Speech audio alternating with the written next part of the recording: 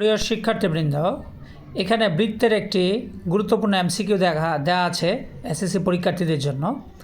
তো তোমরা চিত্রটা দেখলে দেখবা যে এখানে PQRS একটা চতুর্ভুজ অন্তর্লিখিত আছে বৃত্তের মধ্যে।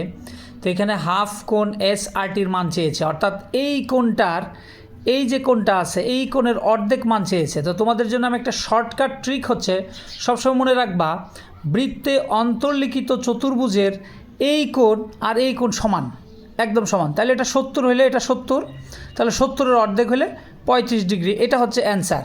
কিন্তু আমি এখন একটু সমাধানে যাচ্ছি। সমাধানটা কেমন?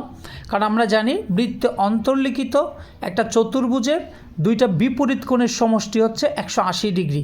তাহলে 180 ডিগ্রি যদি হয় তাহলে 70 ডিগ্রির সাথে আমি যদি 110 ডিগ্রি যোগ করি তাহলে 180 ডিগ্রি হয়। অর্থাৎ আমার এই কোণের পরিমাপটা হচ্ছে 110 ডিগ্রি। তাহলে এই কোণের পরিমাপটা যদি 110 ডিগ্রি হয়, এটা এক সরল কোণ, তাহলে অবশ্যই এটা 70 ডিগ্রি হবে। তার যেহেতু প্রশ্নে হাফ SRT চেয়েছে, তার মানে এটা হচ্ছে 70 ডিগ্রির অর্ধেক, অর্থাৎ 35 ডিগ্রি। ধন্যবাদ সবাইকে।